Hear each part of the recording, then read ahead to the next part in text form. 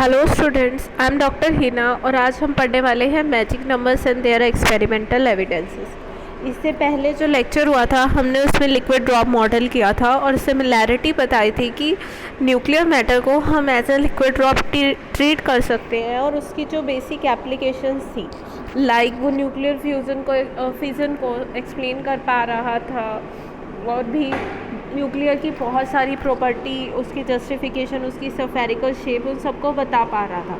So that was successful up to a certain point of time. But अगर बात करें कि मैजिक नंबर्स की, तो वो मैजिक नंबर्स को एक्सप्लेन नहीं कर पा रहा था। This was the limitation of liquid drop model. So the thing comes in our mind is कि व्हाट इज़ मैजिक नंबर्स, ये मैजिक नंबर क्या होते हैं। So it is observe that the nuclei having number of protons और neutrons और both, either one of them, neutron or proton or both of them, if their number is equals to these numbers like 2, 8, 20, 28, 50, 82 and 126, these are more stable than their numbers। इसीलिए इन्हें magic numbers कहा जाता है, क्योंकि जैसे ही number of nucleus अगर दोनों ले लेंगे प्रोटॉन और neutron, so these are more stable. अगर एक भी इनमें से इसके इक्वल है तो वो न्यूक्लियाई अपने नेबर न्यूक्लियाई से बहुत ज़्यादा स्टेबल होते हैं। यानी कि उनकी बाइंडिंग एनर्जी कर्व में अगर हम देखें तो वहाँ जो सडन शार्प इंक्रीज़ था ना शुरू में इस तरह से ऐसे, सो नेबर से वो थोड़ी सी ज़्यादा इंक्रीज़ हो जाती है binding energy. So these are magic numbers. और जो आपका लिक्विड ड्रॉप मॉडल था वो ये चीज़ एक्सप्लेन नहीं कर पाया था। So as seen from the binding energy curve, जो कि आप लोग पहले पढ़ चुके हैं, देयर आर निक्स। निक्स का मतलब यही होता है कि ये छोटी छोटी एजेस थी ना जो, उनकी बात कर रहे हैं, which correspond to the sudden increase in the value of binding energy per nucleon.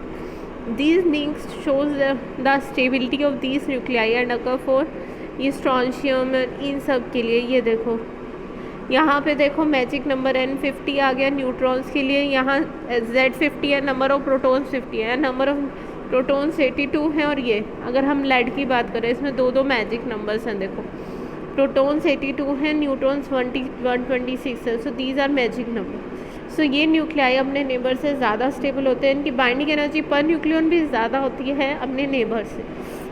और अगर ये ज़्यादा स्टेबल है, stability of a nuclei is related to the its natural abundance.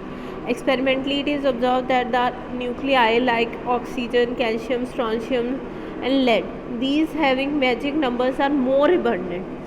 मतलब नेचर में जो स्टेबल है वो ज़्यादा अवेलेबल होंगे। ऑब्वियसली जो स्टेबल ही नहीं है वो तो ठीक है कर जाएगा, और इनकी अबंडेंस भी ज़्यादा है अगर हम बाकियों के कंपैरिजन में देखें। So there is a magic related to their nuclei कि वो इतने स्टेबल है, उनकी बाइंडिंग एनर्जी ज़्यादा है। और अगर हम आइसोटोप की बात करते हैं यहाँ पे, in case of stable isotope nuclei prefer having magic number Z और N। मीन्स अगर isotope, you know what is an isotope, कि आपका एटॉमिक नंबर सेम होता है, नंबर ऑफ न्यूट्रॉन्स वेरी करते हैं। सो जितना ज़्यादा ही न्यूक्लियर स्टेबल होगा उतने ज़्यादा उसके नंबर ऑफ स्टेबल आइसोटोप्स होंगे। फॉर एग्जांपल अगर कैल्शियम की बात करें, उसका Z20 होता है तो उसके 6 आइसोटोप अवेलेबल हैं, और उनमें से देखें तो स्टेबल सिर्फ 2 हैं बट अवेलेबल तो 6 है। उसी तरह इसकी बात करें, जब Z50 है तो उसके 10 आइसोटोप हैं और उनमें से जो स्टेबल हैं वो ओनली 4 हैं।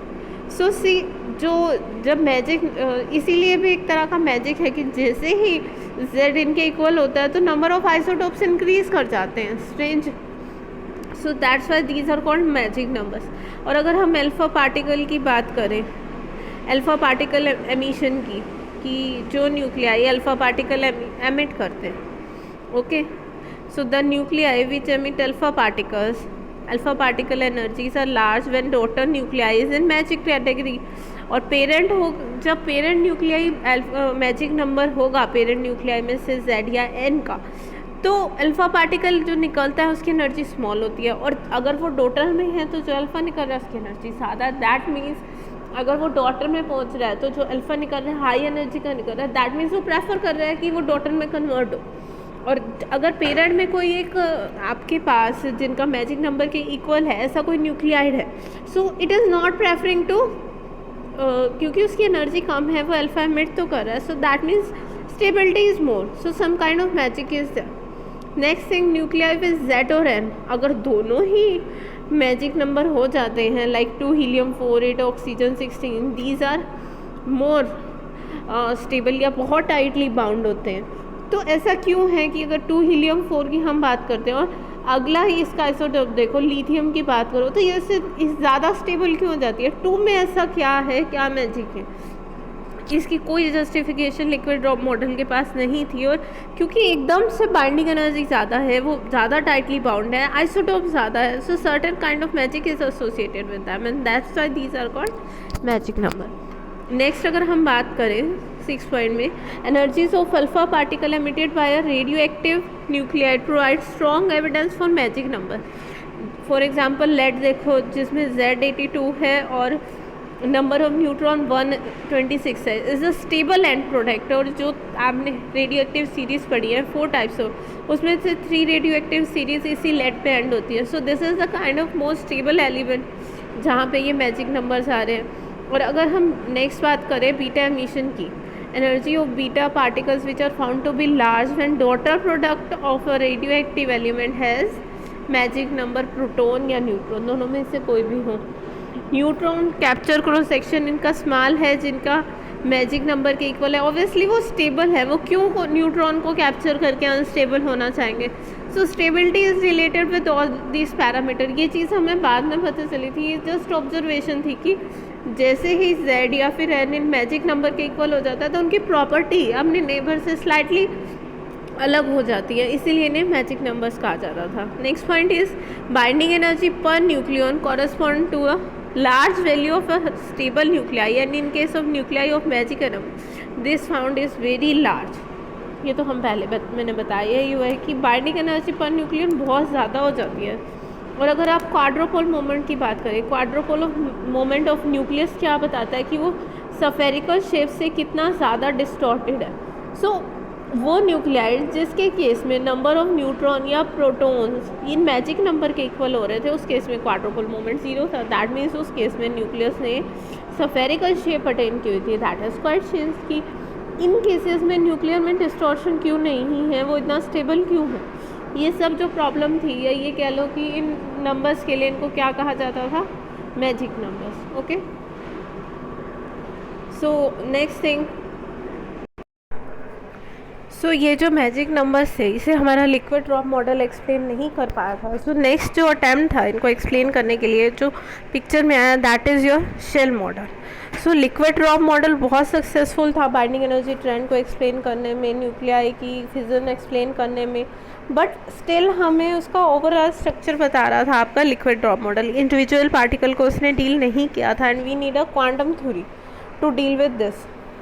सो क्वांटम थ्योरी क्या कहती है कि न्यूक्लियस के अंदर जो न्यूक्लियॉन्स है, न्यूक्लियॉन्स क्या होते हैं, प्रोटॉन या neutron. So spin of each nucleon is some kind of multiple of h²/2, क्योंकि वो प्रोटॉन और न्यूट्रॉन से बना हुआ है। न्यूट्रॉन और प्रोटॉन की जो स्पिन होती है that is h²/2। So nuclear की जो ओवरऑल स्पिन है that should be an integral multiple of this number.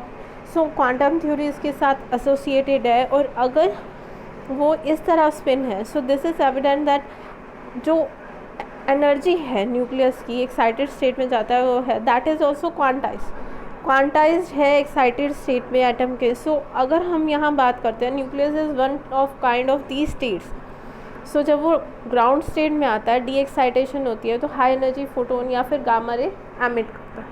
Okay, क्योंकि यहाँ क्वांटाइजेशन है, स्पिन एसोसिएटेड है, ये चीज़ें सब कुछ भी आपका लिक्विड ड्रॉप मॉडल एक्सप्लेन नहीं कर पाया था, तो इसीलिए क्वांटम थ्योरी पिक्चर में आई थी इन चीज़ों को एक्सप्लेन करने में। So next thing is your independent particle model. See what is this? So nuclear shell model is based on the overwhelming experimental evidence that the nuclei containing these number 2, 8, 20, 28 these have some average above average energy and this effect is, ये pronounce नहीं होता 20 के लिए, means इनकी binding energy थोड़ी सी ज़्यादा है, and these even numbers are known as the magic numbers। Okay, so ये चीज़ बहुत टाइम तक समझ नहीं आई थी और शेल मॉडल ने इसे एक्सप्लेन किया था। इसने सक्सेसफुली सब कुछ एक्सप्लेन कर दिया, क्यों इनकी अबंडेंस है, क्यों इनके ज़्यादा आइसोटोप हैं, क्यों ये ज़्यादा स्टेबल हैं। Okay, so in this model ये ट्रीट किया गया कि डेफिनेट एनर्जी स्टेट ये move independently of one another each nucleon. Means जो न्यूक्लियन है एक दूसरे के साथ इंटरेक्ट नहीं कर रहे और हर एक की अपनी अलग एनर्जी लेवल एसोसिएटेड है। प्रोटॉन इस तरह से जैसे इलेक्ट्रॉन्स को फिल करते हैं एनर्जी लेवल्स में, वैसे ही हम प्रोटॉन्स और न्यूट्रॉन्स को रिस्पेक्टिव एनर्जी लेवल्स में फिल करेंगे। Okay, so this is the core thing. So but ऐसा देखा जाए तो न्यूक्लियस के अंदर एटम की बात करते हैं, एटम के सेंटर में आपके पास क्या होता है? एटम के सेंटर में आपके पास न्यूक्लियस है और उस सेंट्रल फील्ड के अराउंड, उस पॉजिटिव के अराउंड आपके जो इलेक्ट्रॉन्स है रिवॉल्व करते हैं। बट न्यूक्लियस के अंदर ऐसा कुछ तो है नहीं, न्यूक्लियस के अंदर तो सिर्फ प्रोटॉन्स और न्यूट्रॉन्स है, वहाँ कोई सेंट्रल फील्ड नहीं है। सो ये जो डिस्क्रीट एनर्जी लेवल्स हैं हमने कह तो दिया प्रोटॉन और न्यूट्रॉन के लिए होंगे, but how will you justify this?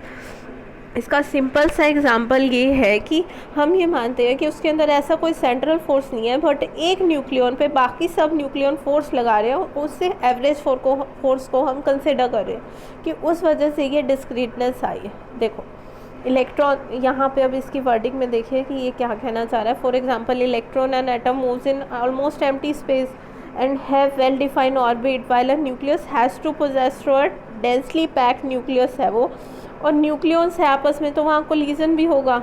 सो ऐसे अगर वहाँ कोलिजन है तो एक कोलिजन हो रहा है, सपोज करो ये प्रोटॉन है, न्यूट्रॉन है, डेंसली पैक्ड है।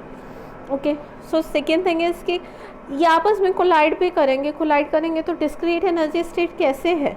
सो यहाँ पे हमारे पास आ जाता है पॉली एक्सक्लूजन प्रिंसिपल। इस चीज़ को रेस्क्यू करने के लिए पॉली एक्सक्लूजन प्रिंसिपल आएगा ही आएगा, क्योंकि ये आपके फर्मियंस हैं, हाफ इंटेग्रल स्पिन होती है न्यूक्लियंस की। सो पॉली एक्सक्लूजन प्रिंसिपल कहता है कि ये जो क्वांटम स्टेट है लो एनर्जी की, ये ऑलरेडी फिल्ड है, ऑलरेडी यहाँ पे प्रोटॉन्स न्यूट्रॉन्स एग्जिस्ट करते हैं। अगर वो एग्जिस्ट कर रहे हैं, अगर मान लो दो प्रोटॉन न्यूट्रॉन कोलाइड भी हो रहे हैं, तो पॉसिबल एनर्जी एक्सचेंज करना चाहे, बट एनर्जी लेवल तो ऑलरेडी फिल है, वहाँ स्पेस ही नहीं है, दैट मीन्स एनर्जी चेंज नहीं होगी, स्कैटरिंग नहीं होगी। बट जो सरफेस पे हैं, आउटर में करो, अंदर वाले तो फिल्ड हैं क्योंकि वो सब डेंसली पैक्ड है, उस पर चारों तरफ से फोर्स लग रहा है। आपको याद होगा हमने इससे पहले लिक्विड ड्रॉप मॉडल में किया, बट जो सरफेस वाले हैं तो वो लेस अबंडेंट हैं, तो वो स्कैटर हो सकते हैं। So this suggest average central potential force should resemble to, means कुछ ऐसा जो फोर्स है न्यूक्लियस के अंदर, हमें उसका अभी तक नेचर नहीं पता, बट उसके बिहेवियर से उन्होंने कहा कि क्वांटम मैकेनिकल होना चाहिए, डेफिनेट एनर्जी लेवल होने चाहिए, स्कैटरिंग नहीं होनी चाहिए। तो इस बेसिस पे क्या होना चाहिए, जो न्यूक्लियस का बैरियर है या न्यूक्लियस का पोटेंशियल है, let me make it correct, this should be kind of like a potential well, इस तरह का होना चाहिए, पोटेंशियल वेल टाइप का। अब पोटेंशियल एग्जैक्टली नहीं पता आपको, बट जो शेल मॉडल है वो एक्सप्लेन करता है कि जो पोटेंशियल एनर्जी है it probably lies between two extremities, या तो वो रेगुलर रेक्टेंगुलर वेल है लाइक दिस काइंड, या फिर वो हार्मोनिक ऑसिलेटर की तरह। अब ये देखते हैं कि इस बेसिस पे हमारे पास क्या क्या एनर्जी आती है। सी, अगर वो एक रेक्टेंगुलर वेल है, मैं आपको एग्जैक्ट क्वांटम नहीं करवा रही हूँ क्योंकि आप पहले पढ़ चुके हैं अपनी क्वांटम की बुक में। सो फिर पोटेंशियल आपका, यानी हम देखना चाह रहे हैं कि जो न्यूक्लियस में हमने इससे पहले स्टेटमेंट दे दी कि प्रोटॉन और न्यूट्रॉन जैसे इलेक्ट्रॉन्स एनर्जी लेवल में डिस्ट्रीब्यूटेड होते हैं, प्रोटॉन और न्यूट्रॉन्स भी हैं, हमने कह दिया। तो अगर वो है, उस इलेक्ट्रॉन के केस में हमें पता है सेंट्रल फोर्स है, ये है, बट न्यूक्लियस के अंदर जो फोर्स लग रहा है या जो पोटेंशियल है वो नेचर नहीं पता, उसकी प्रॉपर्टीज़ के बेस पे हमने कह दिया कि वो इस तरह का रेगुलर पोटेंशियल वेल है। सो अगर वो इस तरह का है, जब ये डिस्टेंस सपोज करो वो न्यूक्लियस के अंदर है, this R is the radius of nucleus capital R. So अगर हम उसके अंदर हैं तो उसके अंदर एट्रैक्टिव पोटेंशियल लग रहा है, that is kind of -V0। अगर जैसे आप उसके ऊपर जाते हैं दैट इज़ इन्फानाइट, यानी कि आप उस बाउंड्री को क्रॉस नहीं कर सकते। न्यूक्लियस जो है उसके अंदर ही रहेंगे, अंदर आते ही उस पर एक सर्टन पोटेंशियल लग जाता है। जैसे ही बाहर जाओगे इन्फानाइट पोटेंशियल है, that means nucleus can not escape. आप अंदर से देख रहे हैं कि उसके लिए एक बहुत बड़ी सी वॉल है जिसे आप नहीं टैप सकते।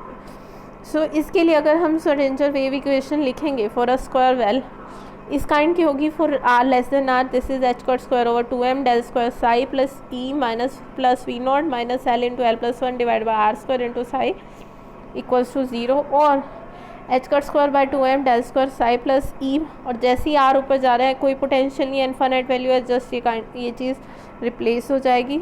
सो इसका जो सोल्यूशन है that is the Bessel function, आपके सिलेबस में नहीं है, आपके सिलेबस में सिर्फ इसका इंट्रोडक्शन है। So the total number of nucleons वो निकालना आपके सिलेबस में है। So total number of nucleons are shown as inside a potential well is given as 2 into 2l plus 1. So state उसी तरह है 1s 1p 3d 2s 4s 4p. अगर इस तरह से स्टेट लेते हैं, s के लिए l की वैल्यू 0 और इसके लिए 1, 3d लिया है क्योंकि d के साथ ही वो एग्जिस्ट करता है, फिर 2s के लिए 0, 4f के लिए l3, f के लिए l3 होता है, p के लिए 1 होता है. सो नंबर ऑफ न्यूक्लियन किसी भी एक पर्टिकुलर स्टेट में होंगे 2 इंटू 2l प्लस 1. कैलकुलेशन किए 1s स्टेट के लिए 2 होंगे, फिर 1p के लिए 6. सो टोटल नंबर ऑफ न्यूक्लियन पहले खाली 1s आएगी तो 2, उसके अकॉर्डिंग फिर 1p आएगी. सो पहले 1s फिर 1p. सो अब तक टोटल कितने फिल हो गए, ये वाले फिल हो गए, s वाला फिल हो गया और फिर p वाला. सो दोनों का सम 2 + 6 8. फिर 3d आती है according to this model. So 2 6 10 overall is 18. Again 2s आती है तो 20, फिर 34, फिर 40. अब प्रॉब्लम आती है, हमारे मैजिक नंबर क्या होते हैं 2 8 20, ये थे ना मैजिक नंबर. सो इसने सिर्फ 3 मैजिक नंबर की एग्जिस्टेंस बताई, बाकी तो हमारे मैजिक नंबर थे ही नहीं. 18 34 40 नहीं है हमारे मैजिक नंबर. सो ये भी फेल हो गया था, यानी न्यूक्लियस का जो पोटेंशियल था वो रेक्टेंगुलर वेल टाइप नहीं था. यहाँ इसने जस्ट नोटेशन दी है कि एल की वैल्यू एस के लिए 0 होती है, पी के लिए 1 होती है दिस. सो नेक्स्ट हमने कंसिडर करने की कोशिश की हार्मोनिक ऑसिलेटर पोटेंशियल वेल से, कि जब आपके वी आर की वैल्यू होगी half M omega square R square या फिर 1/2 के आर स्क्वायर, कि आपका फोर्स कांस्टेंट होता है जिसकी वैल्यू है एम ओमेगा स्क्वायर. इसके लिए श्रोडिंगर वेव इक्वेशन लिखे हार्मोनिक ऑसिलेटर के लिए, that is H cut square over 2m del square plus 1/2 K R square plus into psi equals to E psi. E energy है और eigen values अगर आप इसकी देखें, ई एन एनर्जी लेवल के लिए एनर्जी कितनी होती है n + 3/2 H cut omega. N की वैल्यू 0 1 2 हो सकती है. ई एन मीन्स अब आपके पास डिस्क्रीट एनर्जी जो स्टेट है उनकी एनर्जी ये है. क्वांटाइज स्टेट्स आ गए आपके पास. सो ये कहता है कि अगर n की वैल्यू इवन है, सो l की जो पॉसिबल वैल्यूज़ हो सकती है 0 2 4 6 अप टू n. मान लो n की वैल्यू आपके पास 8 है, so l can take possible values 0 2 4 6 and 8 like this. और अगर n ओड है so it can take values 1 3 5 7 and so on. Now see this. So इसके अकॉर्डिंग अगर आप टेबल बनाएंगे, एन की वैल्यू हम लेते हैं 0 2 5 0 1 2 3 4 5. एल की वैल्यू क्या हो जाएंगी, 0 के लिए 0, 1 के लिए 1, 2 के लिए 0 एंड 2. सो एल अगर 0 है दैट मीन एस, 1 है तो पी, 0 एंड 2 है तो एस एंड डी, 1 एंड 3 है तो पी एंड एफ. सो उसी तरह टोटल नंबर ऑफ न्यूक्लियस निकालने हैं 2 इंटू 2l प्लस 1. ओके. सो अगर l 0 है देन इट इज़ 2, 1 है तो 6, 0 एंड 2 है तो 0 के लिए 2 2 के लिए 10, सो इट इज़ 12.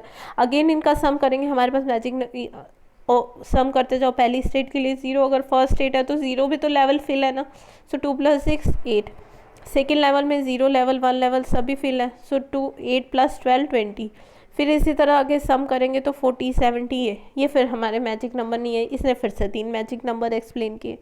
तो अगर हम उस न्यूक्लियर को, मतलब न्यूक्लियर के जो पोटेंशियल को इस तरह से रेक्टेंगुलर वेल समझे तब भी नहीं हो रहा, हार्मोनिक ऑसिलेटर ट्रीट करें तो वो तभी भी नहीं हो रहा.